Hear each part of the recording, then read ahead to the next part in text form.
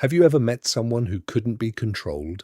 Not because they were stronger, not because they were richer, but because they needed absolutely nothing from you. No approval, no attention, no validation, no permission. And that's exactly why they were impossible to manipulate.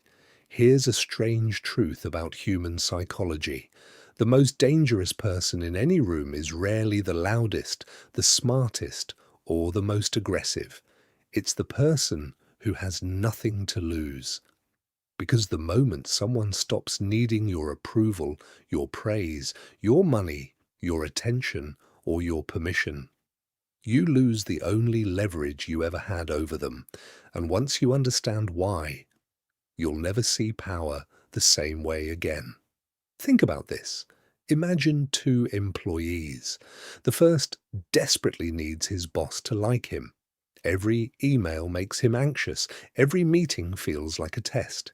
He laughs at jokes he doesn't find funny. He says yes, even when he wants to say no.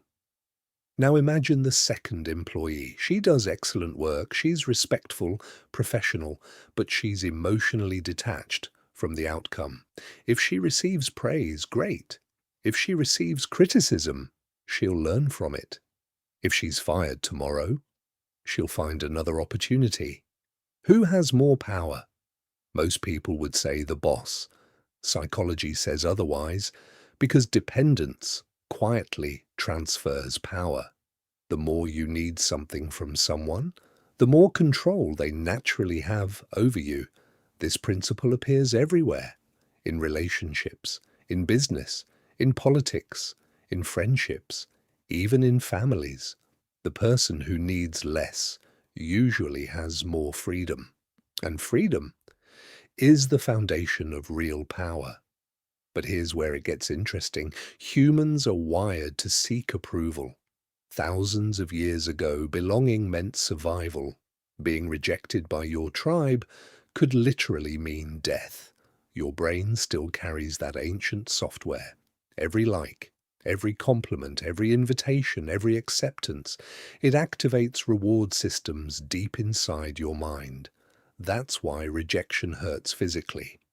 Brain scans show that social rejection activates many of the same regions involved in physical pain. Your brain often can't tell the difference. So, what do most people do? They spend their lives avoiding rejection. They become people pleasers, conflict avoiders, validation addicts. Without realizing it, they're handing away pieces of their freedom every single day. Here's a simple experiment. Think about the last time you wanted to say no. Maybe someone asked for a favor. Maybe a friend crossed a boundary. Maybe your boss expected more than was reasonable. Maybe someone treated you disrespectfully. You knew what you wanted to say, but you didn't. Why? Because somewhere inside, you feared losing something. Approval, love, status, opportunity, acceptance, and that fear made your decision for you. Now imagine someone who genuinely isn't afraid of losing those things. Suddenly, they can speak honestly, walk away peacefully, set boundaries confidently, and remain calm while everyone else panics. That's a completely different kind of strength. History gives us fascinating examples. There were leaders who couldn't be bribed because they didn't care about wealth, prisoners who couldn't be broken because they refused to surrender their beliefs, reformers who faced ridicule because public opinion meant less to them than truth. The system couldn't control them because the system had nothing they desperately needed.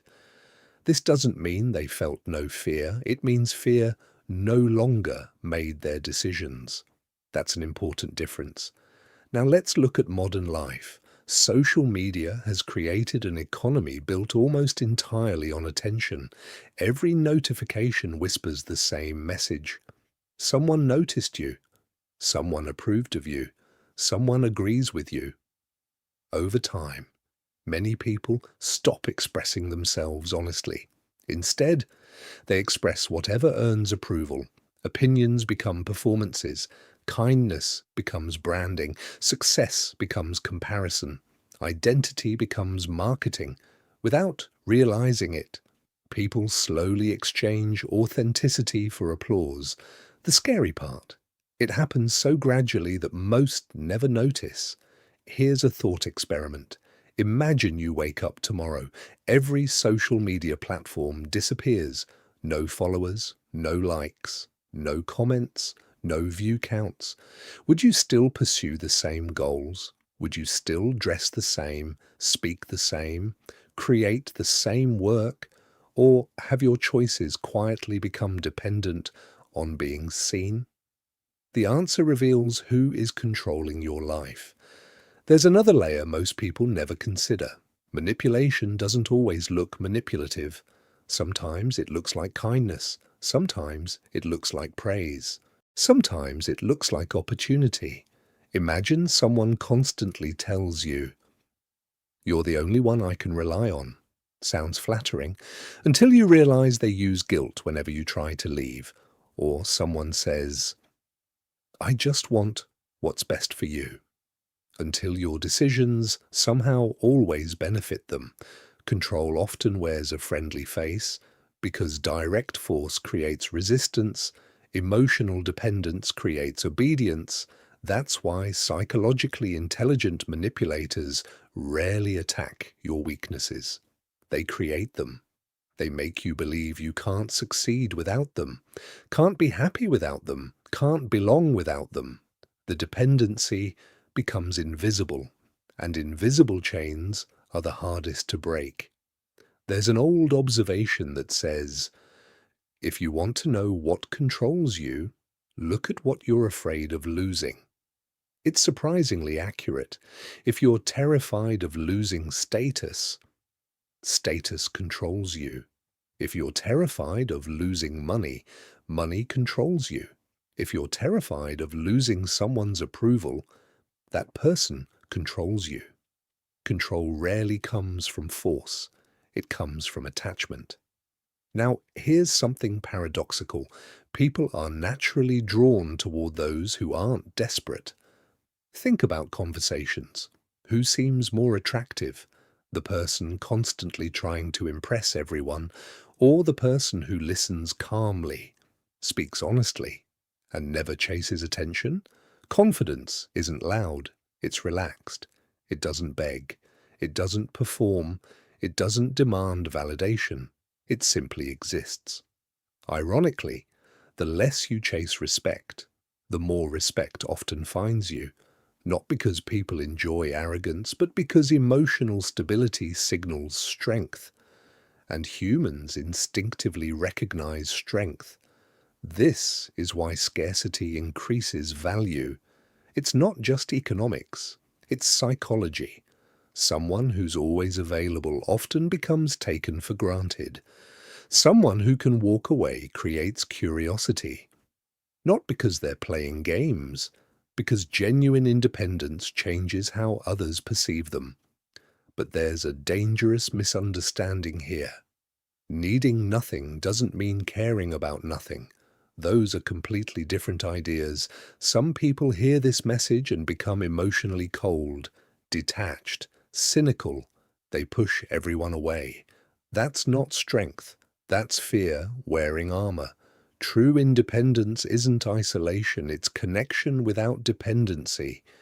You can deeply love someone without needing them to complete you. You can enjoy success without letting it define your identity. You can appreciate praise without becoming addicted to it. You can experience loss without losing yourself. That's emotional freedom, and emotional freedom can't be taken from you. Consider this. Imagine two relationships. In one, each person constantly fears abandonment. Every disagreement feels like a crisis. Every delayed text creates anxiety. Love becomes negotiation. Now imagine another relationship. Both people choose each other every day. Not because they have to, because they want to. Neither stays out of fear. Neither manipulates with guilt. Neither sacrifices their identity. Which relationship is stronger? The one built on need or the one built on choice? Choice is always stronger than dependency. Always. There's a reason elite negotiators often appear calm. They're willing to walk away. The person who cannot walk away has already lost part of the negotiation before it begins. The same principle applies to careers, friendships, business, life. The willingness to leave changes everything. Not because leaving is the goal, because freedom changes your decisions. You stop acting from fear, you start acting from values, and values create consistency. Consistency creates trust. Trust creates influence. That's real power, not domination, not intimidation, influence. Here's the final twist. The person who needs nothing from you usually isn't trying to control you. That's what makes them so powerful. They aren't manipulating, competing, performing, or proving anything. They're simply free. And freedom is contagious. It forces everyone around them to confront a difficult question. What am I still afraid of losing? Maybe it's approval. Maybe it's comfort. Maybe it's an identity you've spent years protecting. Because sometimes the prison door has been open all along. We've just been too afraid to walk through it. So the next time you meet someone who seems impossible to manipulate, don't ask how they became so powerful. Ask what they stopped needing.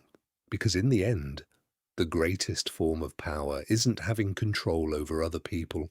It's reaching the point where they no longer have control over you. And perhaps the most dangerous person in the world isn't the one who can take everything from you. It's the one who has discovered that their peace was never something anyone else could give or take away.